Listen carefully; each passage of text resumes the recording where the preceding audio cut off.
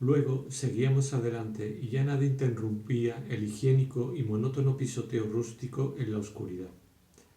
Hacía mucho tiempo, pensaba yo, que no había vuelto a ver a ninguna de las personas de las que se ha tratado en esta obra.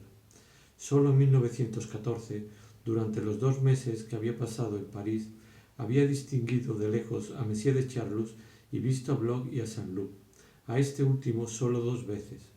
La segunda vez había sido, desde luego, aquella en que más me había mostrado, más se había mostrado él mismo. Había borrado todas las impresiones poco agradables de falta de sinceridad que me había producido durante la estancia en Tansonville que acabo de relatar, y yo había reconocido en él todas las buenas cualidades de otra época.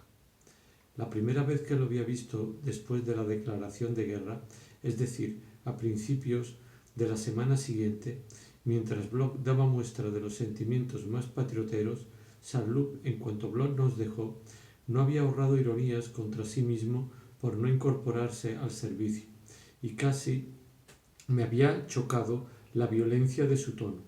Saint-Loup volvía de Balbec. Más tarde supe indirectamente que había hecho varias tentativas con el director del restaurante. Este último debía su posición a lo que había heredado de Monsieur Nissim-Bernard, pues no era otro en efecto sino aquel joven criado al que protegía el tío de Bloch, pero la riqueza le había aportado la virtud, de modo que fueron inútiles los intentos de Saint-Loup para seducirlo.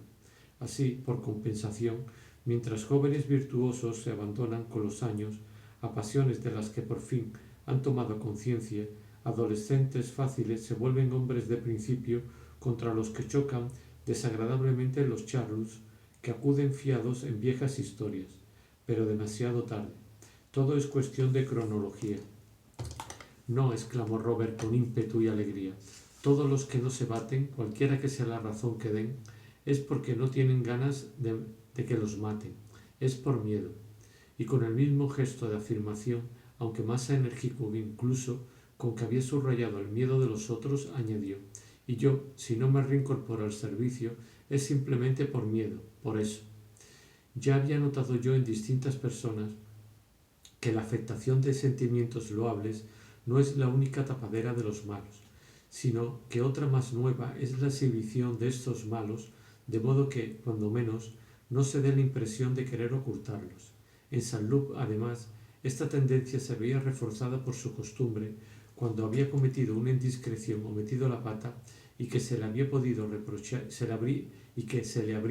reprochar de proclamarlos diciendo que era adrede, costumbre que, a mi entender, debía de venirle de algún profesor de l'École de Guerre en cuya intimidad había vivido, y por quien profesaba una gran admiración. Así que no tuve ningún apuro para interpretar aquella salida de tono como la ratificación verbal de un sentimiento que Saint-Loup, ya que había dictado su comportamiento y su abstención en la guerra que empezaba, prefería proclamar. ¿Has oído decir, me preguntó al despedirse, que mi tía Orián podría divorciarse? Personalmente no sé absolutamente nada. Se dice eso de vez en cuando y lo he oído anunciar tantas veces que esperaré a que ocurra para creerlo. Debo añadir que sería muy comprensible. Mi tío es un hombre encantador, no solo en sociedad, sino para sus amigos, para sus parientes. En cierto sentido hasta tiene mucho más corazón que mi tía, que es una santa, pero que se lo hace sentir de una manera terrible.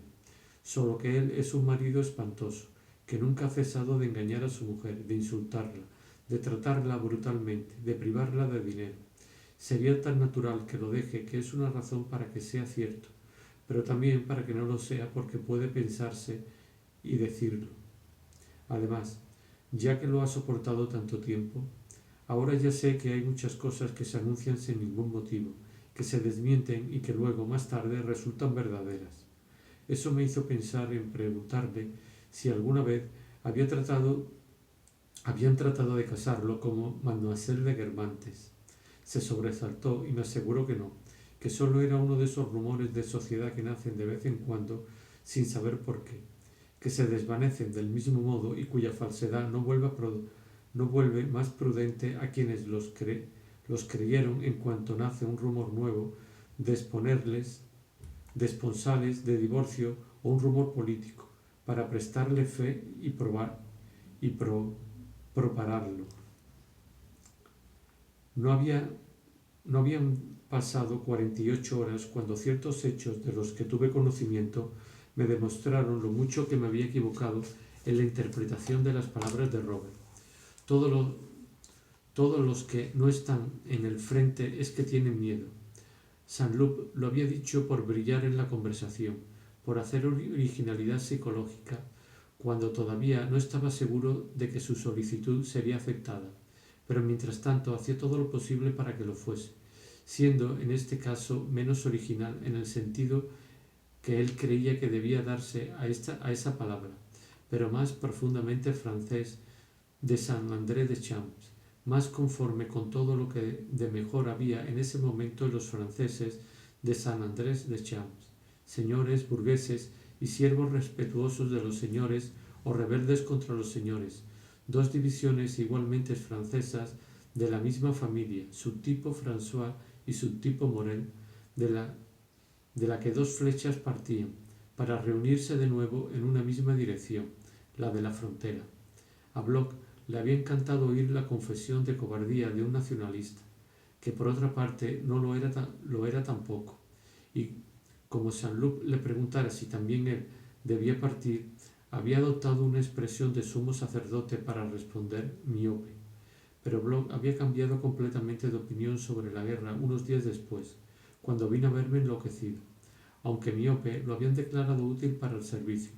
Lo acompañaba yo de vuelta a su casa cuando nos encontramos con Saint-Loup, que tenía cita para ser presentado a un coronel en el Ministerio de la Guerra, con un antiguo oficial, Monsieur de Cambremer, me dijo. Ah, pero si es verdad, estoy hablándote de un antiguo conocido. Tú conoces tan bien como yo a Cancan.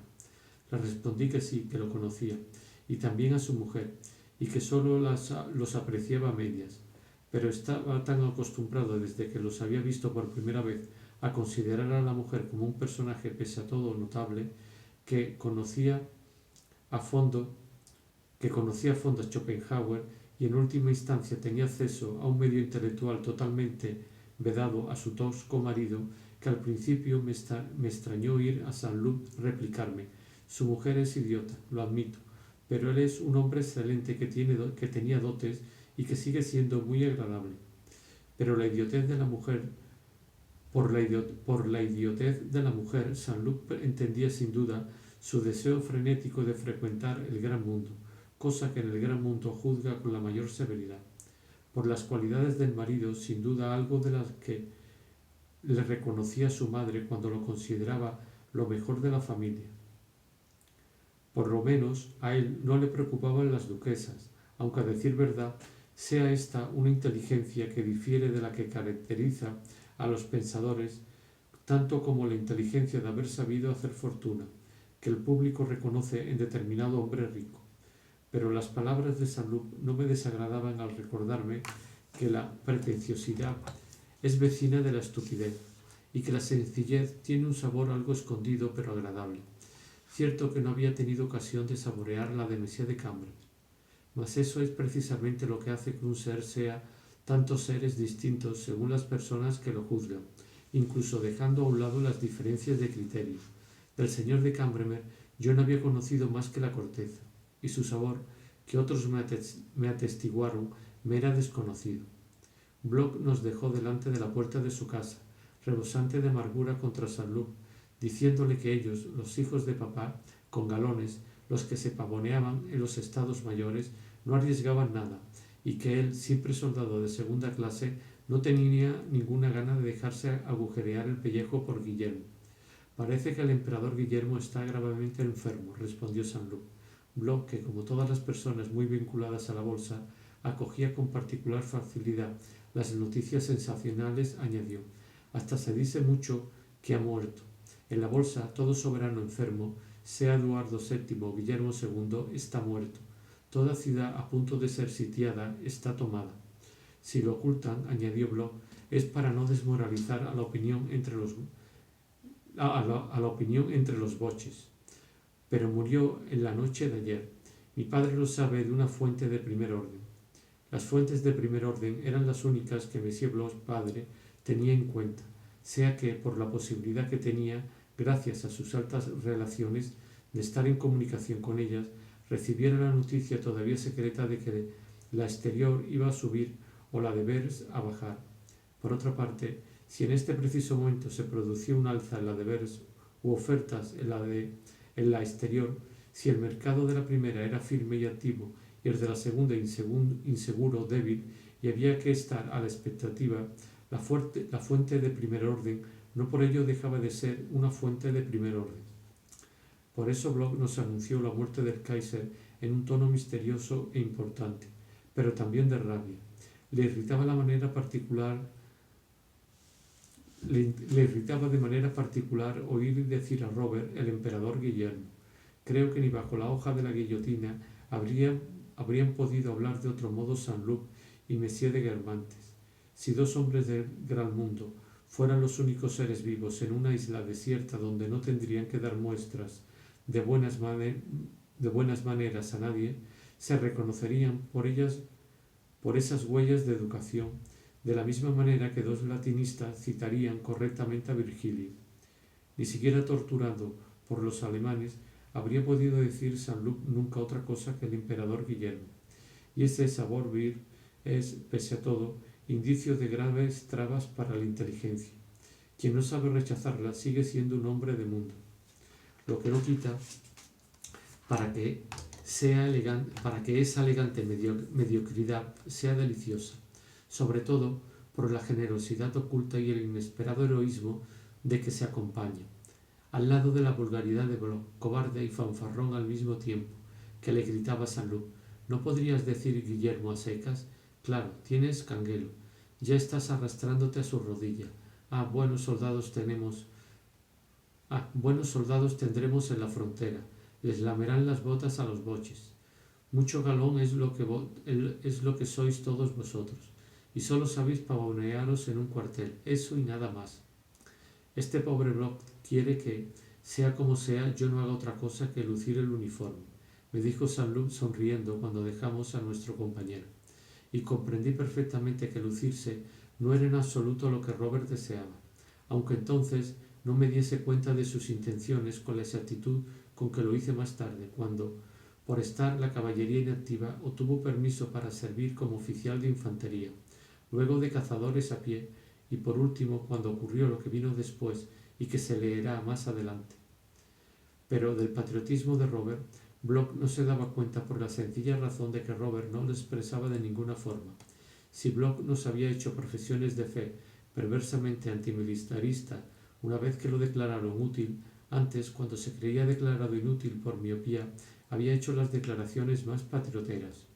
Mas esas declaraciones, Saint-Loup habría sido incapaz de hacerlas, en primer lugar, por una especie de delicadeza moral que impide expresar los sentimientos demasiado profundos y que se consideran totalmente naturales. En el pasado, mi madre no solo no hubiera dudado un segundo en morir por la abuela, sino que habría sufrido horriblemente si se le hubiera impedido hacerlo. Sin embargo, me resulta imposible imaginar retrospectivamente en su boca una frase como «daría la vida por mi madre». Igual de tácito era en su amor por Francia Robert, que en ese momento me parecía mucho más Saint-Loup, hasta donde yo podía imaginarme a su padre, que Guermantes. También le hubiera preservado de expresar esos sentimientos la calidad, en cierto modo moral, de su inteligencia.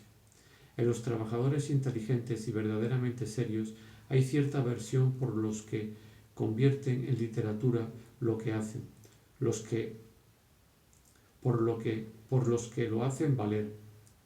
No habíamos estado juntos ni en el liceo ni en la Sorbona, pero habíamos seguido por separado ciertos cursos de los mismos maestros, y recuerdo la sonrisa de Saint-Loup, que, dictando clases notables como algunos otros, pretenden hacerse pasar por hombres de genio dando un nombre ambicioso a sus teorías. A poco que habláramos de ello, Robert se reía de buena gana. Como es lógico, nuestra predilección no se dirigía por instinto a los Cottard o a los Brichot, pero en última instancia teníamos cierta consideración por las personas que sabían a fondo el griego o la medicina y no por ello se creían autorizadas a hacer de charlatanes.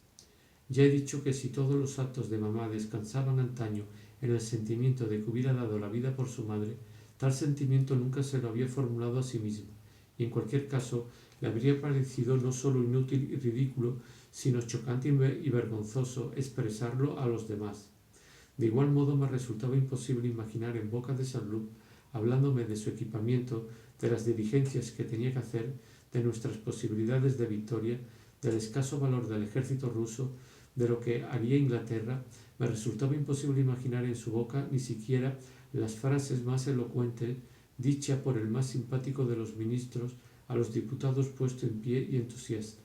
No puedo decir, sin embargo, que en este lado negativo que le impedía expresar los bellos sentimientos que experimentaba no hubiera un reflejo del espíritu de los guermantes, del que tantos ejemplos hemos visto en Swann. De hecho, aunque a mí me parecía sobre todo Saint-Loup, también seguía siendo Guermantes, y en este sentido, entre los numerosos móviles que excitaban su valor, había algunos que no eran los mismos que los de sus amigos de Doncières, aquellos jóvenes enamorados de su oficio con quienes yo había cenado cada noche y que en tan gran número se hicieron matar en la batalla del Mar o en otro sitio arrastrando a sus hombres. Los jóvenes socialistas que podían haber en Doncières cuando yo estaba allí, pero que no conocía porque no frecuentaban el ambiente de Saint-Loup, pudieron darse cuenta de que los oficiales de ese ambiente no eran en absoluto aristos, en la acepción de altivo, orgulloso e infame jerga que el pópulo, los oficiales chusqueros y los masones daban al apodo de aristos. Y de manera análoga, por otro lado, ese mismo patriotismo, los oficiales nobles los encontraron plenamente en los socialistas, a los que yo les había oído acusar en pleno caso Dreyfus cuando me encontraba en Doncières de ser uno sin patria. El patriotismo de los militares, tan sincero, tan profundo, había adoptado una forma definida que creían intangible, y les indignaba ver echar sobre ella el oprobio, mientras que los patriotas, en cierto modo inconscientes, independientes, sin religión patriótica definida, que eran los radical socialistas, no habrían sabido comprender la realidad profunda que vivía en lo que tenían por fórmulas vanas y odiosas. Como ellos, Saint-Loup se había acostumbrado sin duda a desarrollar dentro de sí, como la parte más verdadera de su personalidad, la búsqueda y la concepción de las mejores maniobras en vista de los mayores éxitos estratégicos y tácticos, de modo que tanto para él como para ellos la vida de su propio cuerpo era algo relativamente poco importante que podía sacrificarse con facilidad a esa parte interior, en ellos verdadero núcleo vital a cuyo alrededor la existencia personal no tenía otro valor que el de una epidermis protectora. En el coraje de Saint-Loup había elementos más característicos y en los que hubiera sido fácil reconocer la generosidad que había constituido al principio el encanto de nuestra amistad y también el vicio hereditario que más tarde se había despertado en él y que, unido a cierto nivel intelectual que no había superado, le hacía no solo admirar el coraje, sino llevar su horror por el afeminamiento hasta cierta embriaguez al contacto con la virilidad. Vivir al raso con senegaleses que en todo momento hacían el sacrificio de su vida le hacía sentir de manera casta sin duda una voluptuosidad cerebral en la que entraba mucho desprecio por los señoritos almizclados y que, por opuesta que pudiera parecerle, no era tan distinta de la que le procuraba aquella cocaína de la que había abusado en Tansonville y de la que el heroísmo, como un remedio que suple a otro, lo curaba.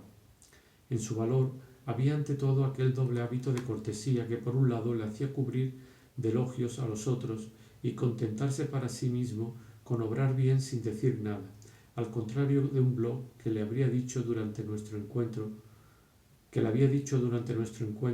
usted naturalmente se escaqueará, y que no hacía nada, y por otro lo llevaba a no apreciar nada lo que era suyo, su fortuna, su alcurnia, su vida misma, a darlas, en una palabra, la verdadera nobleza de su carácter.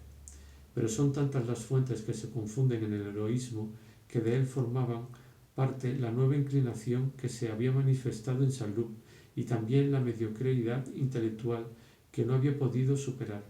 Al adoptar los hábitos de Monsieur de Charlus, se había encontrado adoptando también, aunque bajo una forma muy distinta, su ideal de virilidad. ¿Tenemos para mucho?, le dije a Saint-Loup. No, yo espero una guerra muy corta, me respondió. Pero en este caso sus argumentos eran, como siempre, librescos. Teniendo en cuenta las profecías de Moltke Relais, me dijo, como si yo ya lo hubiera leído, el decreto del 28 de octubre de 1913 sobre el manejo de grandes unidades. Verás que el reemplazo de las reservas del tiempo de paz no está organizado, ni siquiera previsto, lo cual no habría dejado de hacerse si la guerra debiera de ser larga. A mi juicio, el decreto en cuestión podía interpretarse como una prueba no ya de que la guerra sería corta, sino como la falta de previsión de que lo sería, y de que lo sería por parte de quienes lo habían redactado, y que no sospechaban ni lo que podría ser una guerra estabilizada, el espantoso consumo de materiales de todo género, ni la solidaridad de diversos teatros de operaciones. Al margen de la homosexualidad, en las personas más opuestas por naturaleza a la homosexualidad, existe cierto ideal convencional de virilidad que, si el homosexual no es un ser superior, encuentra su disposición, por otra parte, para desnaturalizarlo. Ese ideal, de ciertos militares, de ciertos diplomáticos, es particularmente irritante. En su forma más baja es simplemente la rudeza del corazón de oro que no quiere mostrar la emoción propia y que en el momento de separarse de un amigo que quizá va a morir siente en el fondo unas ganas de llorar que nadie sospecha porque las oculta bajo una cólera creciente que culmina en el momento de la despedida con esta explosión. Por todos los diablos, vamos, pedazo de idiota, dame un beso y coge esta bolsa que me está estorbando, imbécil. El diplomático, el oficial, el hombre que siente que solo cuenta una gran tarea nacional, pero que de todos modos ha sentido un cariño por el pequeño que estaba en la legación o en el batallón y que ha muerto de fiebres o de una bala, presenta ese mismo gusto de virilidad bajo una forma más sabia, pero en el fondo igual de odiosa. No quiere llorar al pequeño. Sabe que pronto no pensará en él más de lo que pensará el cirujano de buen corazón que, sin embargo, la noche de la muerte de una pequeña enferma contagiosa tiene una pena que no expresa. A poco que el diplomático sea escritor y cuente esa muerte, no dirá que sintió pena, no. Ante todo no por pudor viril, luego por habilidad artística, que provoca la emoción disimulándola. Uno de sus colegas y él mismo velarán al moribundo. En ningún momento dirán que están apenados. Hablarán de los asuntos de la legación o del batallón, y hasta con más precisión que de costumbre. Ve, me dice, no olvides que mañana hay revista del general. Procure que sus hombres estén limpios. Él, de ordinario tan dulce, tenía un tono más seco que de costumbre. Me fijé en que evitaba mirarme. Hasta yo me sentía también nervioso. Y el lector comprende que ese tono seco es la pena en seres que no quieren que se les note la pena, lo cual sería simplemente ridículo si no fuera además bastante desesperante y odioso por ser la manera de estar apenado de quienes creen que la pena no cuenta, que la vida es más seria que las separaciones, etc. De modo que en las muertes dan esa impresión de mentira, de nada, que da el día de Año Nuevo el señor que, cuando lleva unos marrón glacés, dice: le deseo un buen y feliz año. Riéndose burló, pero de todos modos lo dice. Para terminar el cuento del oficial o del diplomático que vela al moribundo con la cabeza cubierta porque al moribundo con la cabeza cubierta porque el herido ha sido trasladado al aire libre en un momento dado, todo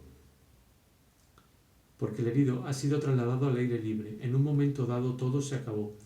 Estaba pensando, hay que volver a preparar las cosas para la revista, pero en realidad, no sé por qué, en el momento en que el doctor soltó el pulso, B y yo, resulta que sin habernos puesto de acuerdo, el sol caía a plomo, quizá teníamos calor.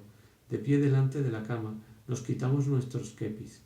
Y el lector comprende perfectamente que no es por el calor del sol, sino por emoción ante la majestad de la muerte, por lo que los dos hombres viriles que nunca han tenido en los labios la palabra ternura o pena se han descubierto.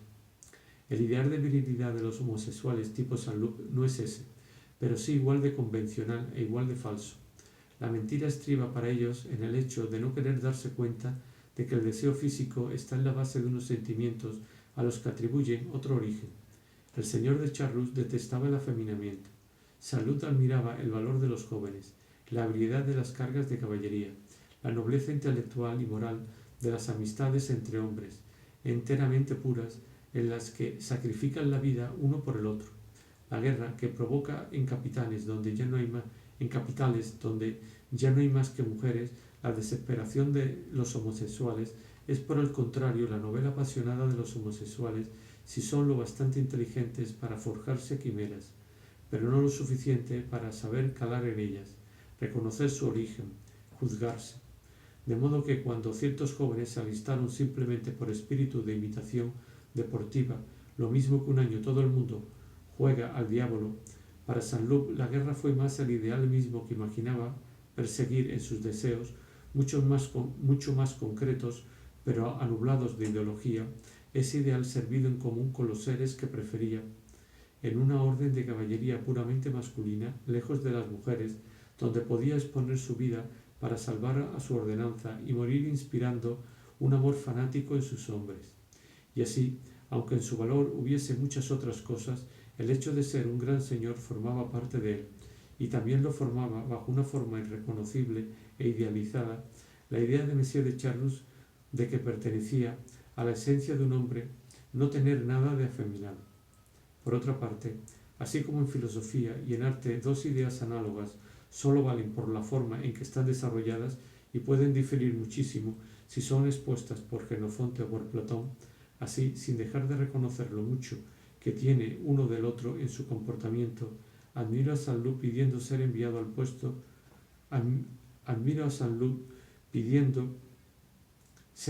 puesto más peligroso infinitamente más que a Monsieur de Charlus, evitando llevar unas corbatas claras. Le hablé a Saint-Loup de mi amigo del director del Gran Hotel de Balbe, quien, según parece, había sostenido que al principio de la guerra, en ciertos regimientos franceses, se habían producido defecciones que él llamaba defectuosidades, y había acusado de haberlas provocado a lo que llamaba el militarista prusiano. En cierto momento había llegado a creer en un desembarco simultáneo de los japoneses, de los alemanes y de los cosacos en Ribbenberg, con clara amenaza sobre Baalbek, añadiendo que no había más que alargarse. Consideraba algo precipitada la marcha de los poderes públicos de Burdeos y declaraba que habían hecho mal en alargarse tan deprisa.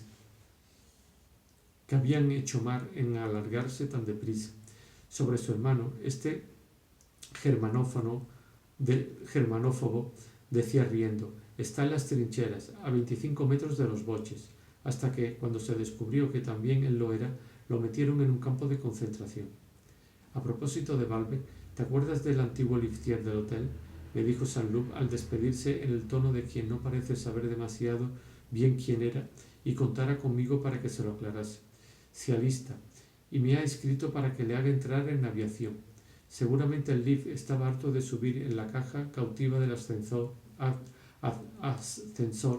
y ya no le bastaban las alturas de la escalera del Gran Hotel. Iba a ponerse los galones, y no como portero, porque nuestro destino no siempre es lo que habíamos creído. Seguramente apoyaré su petición, me dijo Saint-Loup. Esta misma mañana se lo decía a Gilbert: nunca tendremos suficientes aviones. Con ellos se verá lo que prepara el adversario. Con ellos se les quitará la mayor ventaja de un ataque, la sorpresa. El mejor ejército quizás sea el que tenga los mejores ojos. Yo me había encontrado a ese listier aviador pocos días antes. Me había hablado de Baalbek y, curioso por saber lo que me diría de Saint-Loup, llevé la conversación hacia él preguntándole si era cierto como me había dicho que Monsieur de Charlus tenía hacia los jovencitos. Si era cierto como me habían dicho que Monsieur de Charlus tenía hacia los jovencitos, etc. El listier pareció sorprendido. No sabía absolutamente nada. Acusó en cambio al joven rico, al que vivía con su querida y 3 amigos.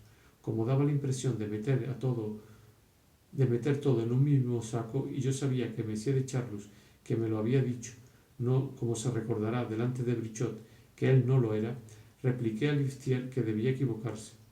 Opuso a mis dudas las afirmaciones más categóricas. Era la amiga del joven rico la que se encargaba de seducir a los jóvenes, y todos juntos se entregaban al placer. Por lo tanto, el señor de Charlus, el más competente de los hombres en esta materia, se había equivocado por completo. Hasta tal punto es parcial, secreta e imprevisible la verdad. Por miedo a hacer un razonamiento de burgués, de ver charlismo donde no lo había pasado de largo ante este hecho. La seducción llevada a cabo por la mujer. Ella venía a buscarme muy a menudo, me dijo el Liftier, pero enseguida vio con quién tenía que habérselas. Me negué categóricamente. Esos apaños a mí no me van. Le dije de manera tajante que aquello me desagradaba. Basta que una persona sea indiscreta para que esas cosas se sepan, y ya no pueda uno encontrar trabajo en ninguna parte. Esas últimas razones debilitaban las virtuosas declaraciones iniciales, pues parecían implicar que el Liftier hubiera cedido de haber estado seguro de la discreción. Ese había sido sin duda el caso de Saint-Loup. Es probable que hasta el hombre rico, su amante y sus amigos no se hubieran visto menos favorecido, porque el Liftier citaba muchas conversaciones mantenidas con él por ellos en épocas muy diversas, cosa que rara vez ocurre cuando uno se ha negado de forma tan categórica. Por ejemplo, la amante del hombre rico había ido a buscarle para conocer a un Botones de quien era muy amigo. No creo que lo conozca, usted no estaba allí en esa época. Uno al que le decían Víctor, naturalmente, añadía el Liftier con aire de referirse a unas leyes inviolables y un poco secretas. No puede negarse uno a un camarada que no es rico. Me acordé de la invitación que el amigo noble del hombre rico me había dirigido unos días antes de mi partida de Balme, pero es probable que no tuviera ninguna relación y que sólo la dictase la amabilidad. Bueno, entonces la pobre François ha conseguido que declaren inútil a su sobrino, pero François, que llevaba mucho tiempo haciendo toda clase de esfuerzos para que su sobrino fuese declarado inútil, y que cuando a través de los guermantes le habían propuesto una recomendación para el general de Saint-Joseph,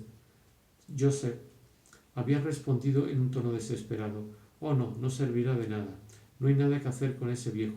Es de lo peor que hay, es patriótico». François, en cuanto se había tratado de la guerra, y por mucho que le doliera, pensaba que no debía abandonarse a los pobres rusos, dado que estábamos alianzados.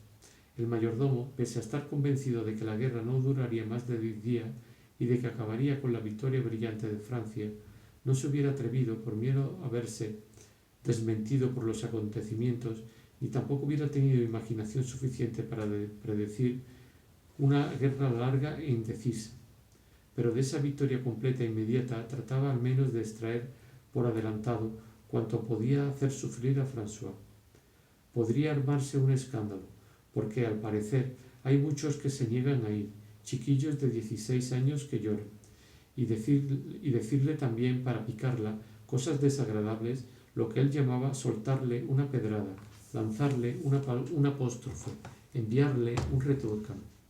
«De 16 años, Virgen Santa», decía François, y desconfiada un instante.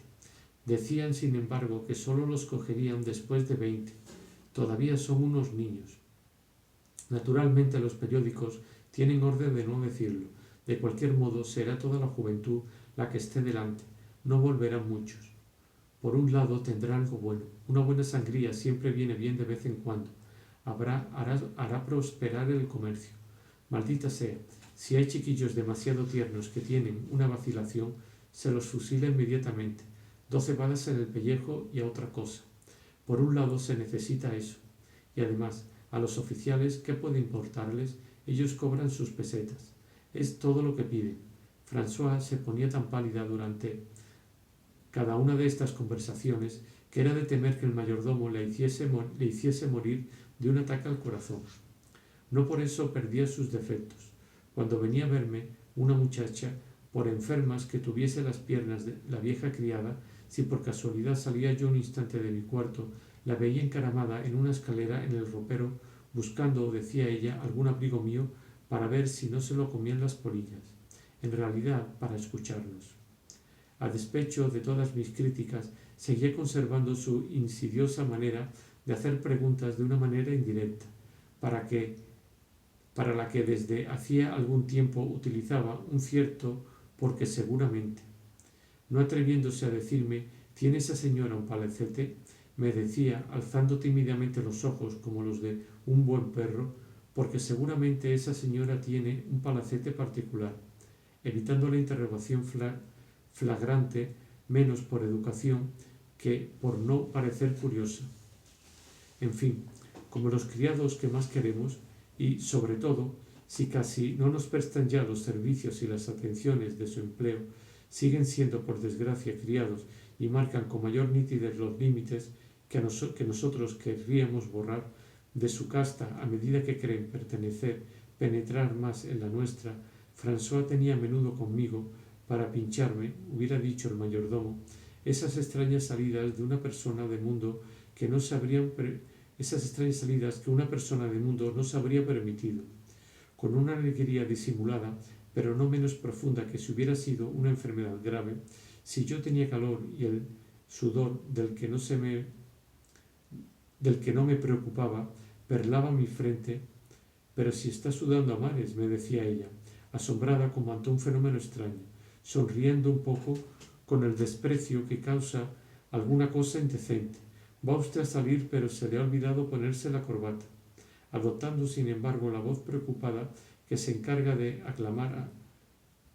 alarmar a alguien sobre su propio estado. Se hubiera dicho que nadie más que yo en el universo había estado nunca sudando a mares.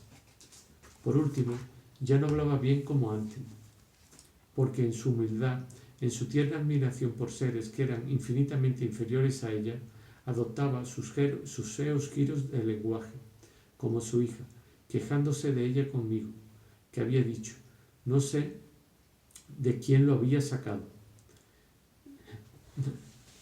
como su hija, quejándose de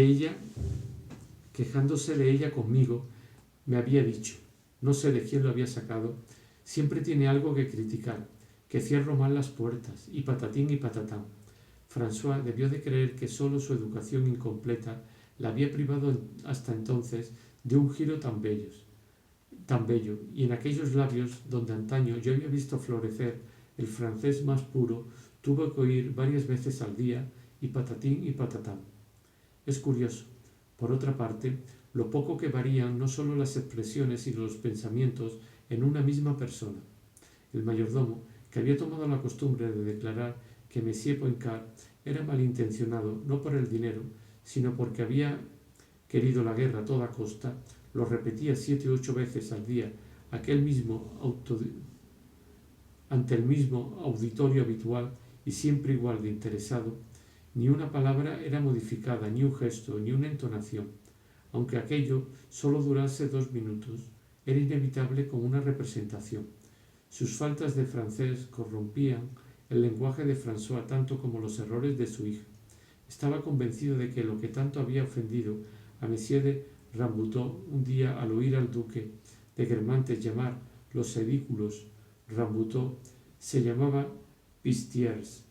Probablemente en su infancia no había oído la O y eso se le había quedado. Así pues, pronunciaba esa palabra de un modo incorrecto, pero constante. François, incómodo al principio, también acabó diciéndolo, pero también para quejarse de que no hubiese aquella clase de cosas para las mujeres, lo mismo que para los hombres, pero su humildad y su admiración por el mayordomo le impedían decir nunca pisotiers, sino con una ligera concesión a la costumbre pisetiers. Ya no dormía ni comía, se hacía leer los comunicados, de los que no comprendía nada por el mayordomo, que sin comprender apenas más y cuyo deseo de atormentar a François se veía dominado a menudo por un júbilo patriótico, decía con una risa simpática, hablando de los alemanes, esto va que arde. Nuestro viejo Joffre está agarrando la cometa por la cola. François no comprendía demasiado bien de qué cometa se trataba, pero no por eso dejaba de parecerle que la frase formaba parte de las simpáticas y originales extravagancias a las que una persona bien educada debe de responder con buen humor, por urbanidad, y encogiéndose alegremente de hombros como diciendo, sigue siendo el mismo de siempre, mitigaba sus lágrimas con una sonrisa. Por lo menos estaba contenta de que el nuevo mozo carnicero, que pese a su oficio era bastante miedoso, se había iniciado, sin embargo, en los mataderos, no tuviese edad de ir al frente. De haberla tenido, François habría sido capaz de ir a ver al ministro de la guerra para que lo declarasen inútil. El mayordomo nunca hubiera podido imaginar que los comunicados no eran excelentes y que de hecho no estaban acercándose a Berlín, puesto que leía, hemos rechazado con fuertes pérdidas para el enemigo, etc., acciones que él celebraba como nuevas victorias. A mí me asustaba, sin embargo, la rapidez con que el teatro de aquellas victorias se acercaba a París, y por eso me asombró incluso que el mayordomo, después de ver en un comunicado que cerca de él se había producido una acción, no se hubiera inquietado viendo en el periódico del día siguiente que sus consecuencias habían cambiado a nuestro favor en Jouy-le-Vicomte, cuyos accesos estaban sólidamente en nuestras manos. Sin embargo, el mayordomo conocía bien el nombre de Jouy-le-Vicomte, que no estaba tan lejos de Combray, pero los periódicos se leen como se ama, con una venda en los ojos. No se busca comprender los hechos. Se escuchan las dulces palabras del redactor jefe como se escuchan las palabras del amante. Nos derrotan, y estamos contentos porque no nos creemos derrotados sino vencedores. En cualquier caso, yo no me había quedado mucho tiempo en París y había vuelto bastante pronto a mi casa de salud, aunque en principio el médico trata mediante el aislamiento en dos épocas diferentes. Me había entregado una carta de Gilbert y una carta de Robert. Gilbert me escribía, era poco más o menos septiembre de 1914, que, por más deseo que tuviese de permanecer en París para conseguir con mayor facilidad noticias de Robert, las incesantes incursiones de Thaux sobre París le habían causado tal espanto, sobre todo por su hijita, que había huido de París en el último tren que todavía salía para Combray, que el tren ni siquiera había llegado a Combray, y que solo gracias a la carreta de un campesino, en la que hizo 10 horas de un trayecto atroz, había logrado llegar a Tansonville, donde, figúrese lo que le esperaba a su vieja amiga, me escribía al terminar Gilbert, había salido de París para huir de los aviones alemanes, creyéndome que en Tansonville estaría al abrigo de todo. No llevaba allí 2 días cuando nunca se imaginará lo que pasaba. Los alemanes que invadían la región, después de haber derrotado a nuestras tropas cerca de la Fère, y un Estado Mayor alemán seguido de un regimiento que se presentaba a las puertas de Tansonville y que estaba obligado a hospedarlo, y sin medio alguno de huir, ni un tren, nada. El Estado Mayor alemán se había portado muy bien, de hecho. O había que ver en la carta de Gilbert un efecto por contagio del espíritu de los germantes, que eran de origen bávaro y estaban emparentados con la más alta aristocracia de Alemania. Pero lo cierto es que Gilbert se hacía lenguas sobre la perfecta educación del Estado Mayor e incluso de los soldados, que solo le habían pedido permiso para coger uno de los no me olvides que crecían junto al estanque. Buena educación que ella oponía a la violencia desordenada de los fugitivos franceses que habían atravesado la propiedad saqueándolo todo, antes de la llegada de los generales alemanes. En cualquier caso, si la carta de Gilbert estaba impregnada en ciertos aspectos del espíritu de los germantes, otros dirían del internacionalismo judío, cosa que probablemente no habría sido justo, como se verá. La carta que recibí de Robert bastantes meses después era mucho más Saint-Loup que Guermantes, reflejando además toda la cultura tan liberal que había adquirido y, en suma, totalmente simpática. Por desgracia, no me hablaba de estrategia como en sus conversaciones de Doncier, ni me decía hasta qué punto estimaba que la guerra confirmaba o invalidaba los principios que entonces me había expuesto. A lo sumo me dijo que desde 1914 se habían sucedido en realidad varias guerras y que las enseñanzas de cada una habían influido en la conducción de la siguiente.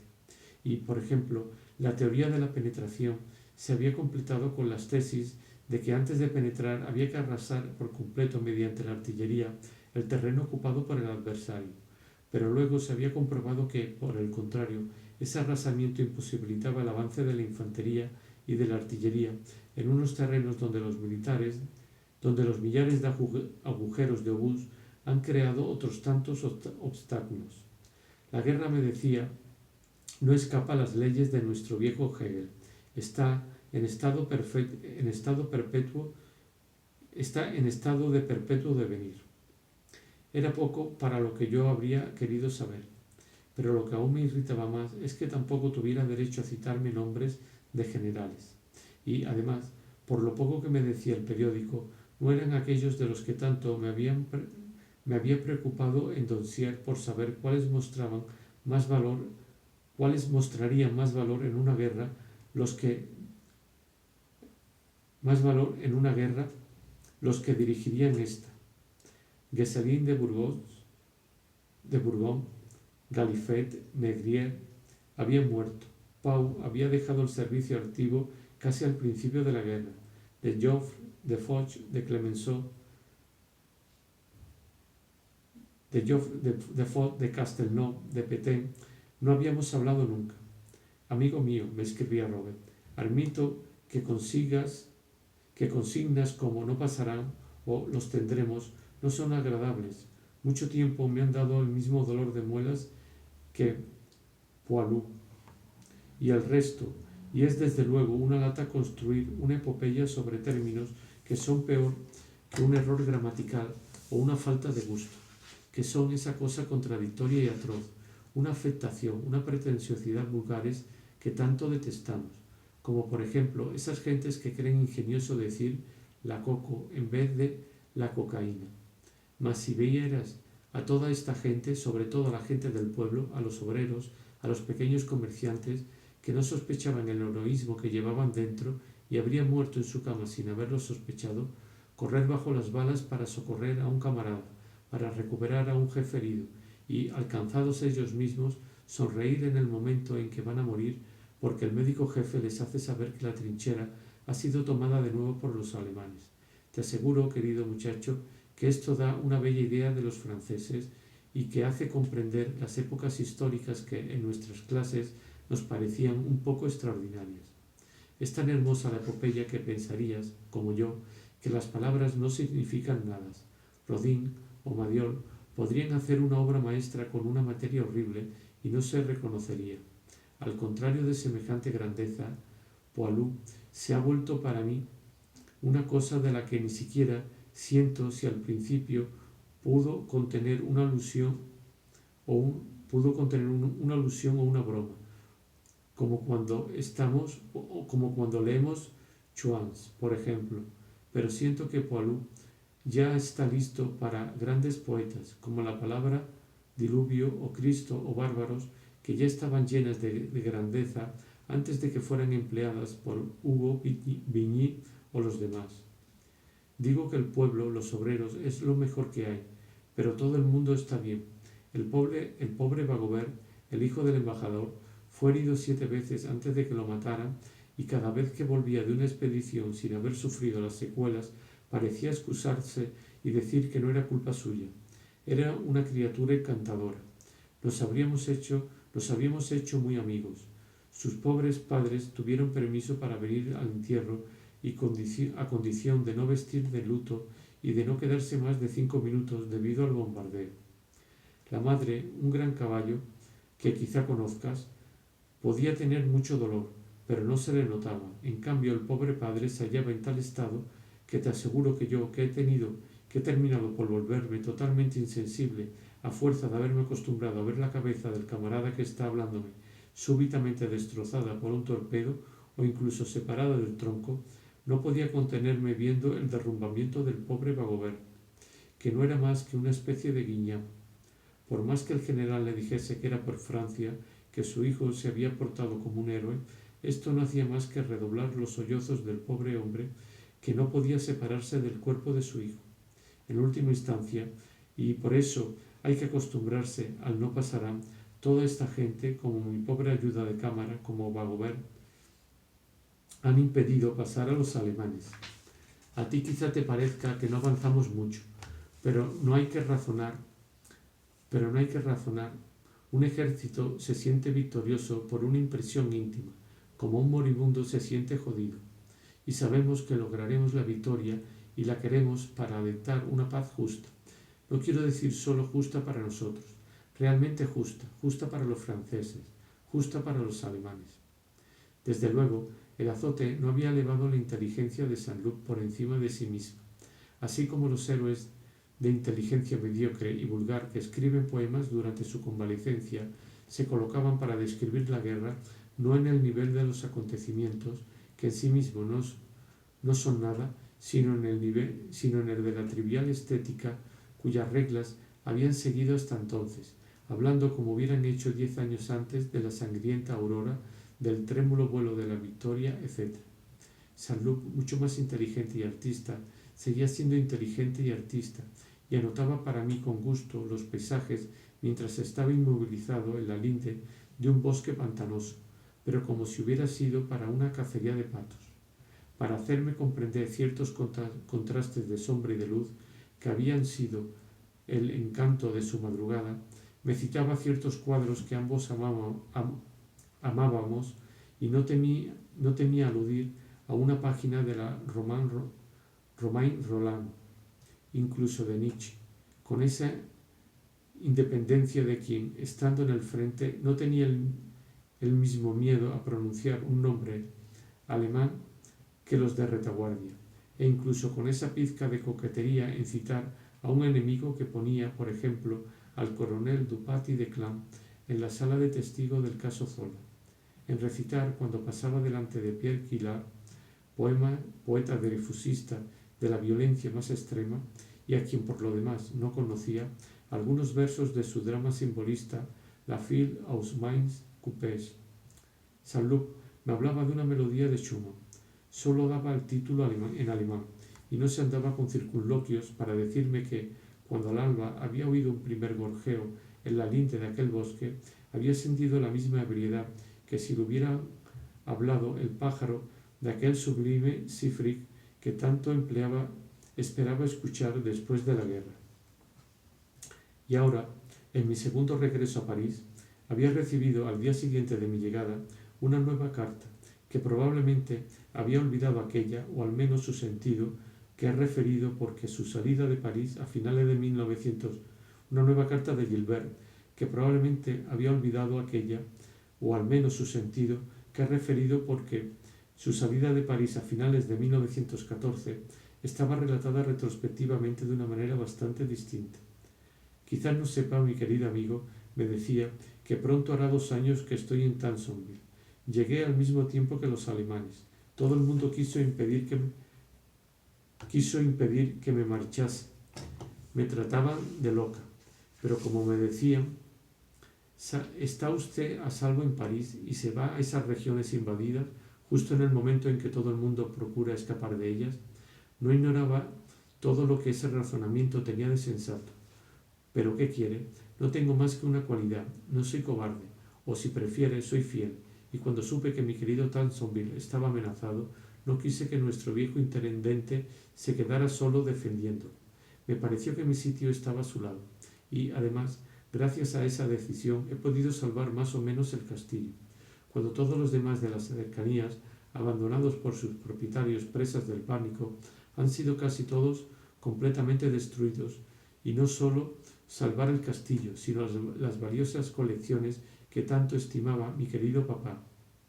En una palabra, Gilbert estaba convencida ahora de que no había ido a Tansonville como me había escrito en 1914 para huir de los alemanes y ponerse a salvo, sino al contrario, para ir a su encuentro y defender frente a ellos su castillo.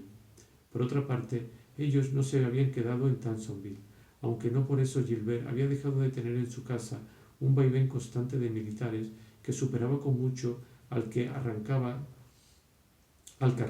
lágrimas a François en la calle de Combray, por llevar como decía ella, esta vez con toda verdad, la vida del frente. Por eso, en los periódicos se citaba con los mayores elogios su admirable comportamiento y se hablaba de condecorarla. El final de su carta era completamente igual. No tiene usted idea, mi querido amigo, de lo que es esta guerra y de la importancia que adquiere en ella una carretera, un puente, una altura. ¿Cuántas veces he pensado en usted, en los paseos, gracias a usted deliciosos, que dábamos juntos por toda esta región hoy asolada, mientras se libran inmensos combates por la posesión de tal camino, de tal ladera que usted amaba, donde tantas veces fuimos juntos? Probablemente tampoco usted, como yo, se imagina que la oscura Rossonville y la aburrida Meseglis, de donde nos traían nuestras cartas y a donde fueron a buscar al médico cuando usted se puso malo, serían alguna vez lugares célebres. Pues bien, querido amigo, han entrado por siempre en la gloria con igual derecho que Austerlitz o Valmy. La batalla de Meseglis ha durado más de 8 meses. Los alemanes han perdido en ella más de 600.000 hombres. Han destruido Meseglis, pero no la han tomado. El camino que usted tanto amaba, que llamábamos el repecho de los espinos blancos, y donde usted pretende que de niño se enamoró de mí, cuando le aseguro con toda verdad que era yo la que estaba enamorada de usted, no puedo decirle lo importante que se ha vuelto. El inmenso campo de trigo al que va a parar es la famosa cota 307, cuyo nombre tantas veces ha debido de ver aparecer usted en los comunicados. Los franceses hicieron saltar el puentecito sobre el Vivonne, que, según usted decía, no le recordaba su infancia tanto como habría querido. Los alemanes tendieron otros. Durante año y medio ellos han tenido una mitad de Combray y los franceses la otra mitad. Al día siguiente de haber recibido esta carta, es decir, la antevíspera del día en que, caminando en la oscuridad, oía sonar el ruido de mis pasos, mientras rumiaba todos estos recuerdos, Saint-Loup, llegado del frente y a punto de retornar a él, me había hecho una visita de unos pocos segundos cuyo solo anuncio me había emocionado violentamente. François había querido precipitarse sobre él, esperando poder conseguir que declarasen inútil al tímido mozo carnicero cuya quinta debía partir dentro de un año, mas por sí misma se vio detenida por la inutilidad de aquella iniciativa, pues hacía mucho que el tímido matarife de animales había cambiado de carnicería, y la nuestra, sea por temor a perdernos como cliente, sea de buena fe, declaró a François que ignoraba dónde trabajaba aquel mozo, que por otra parte no sería nunca un buen carnicero. François había buscado entonces por todas partes, pero París es grande, las carnicerías numerosas, y por más que entró en un gran número, no había podido encontrar de nuevo al joven tímido y ensangrentado.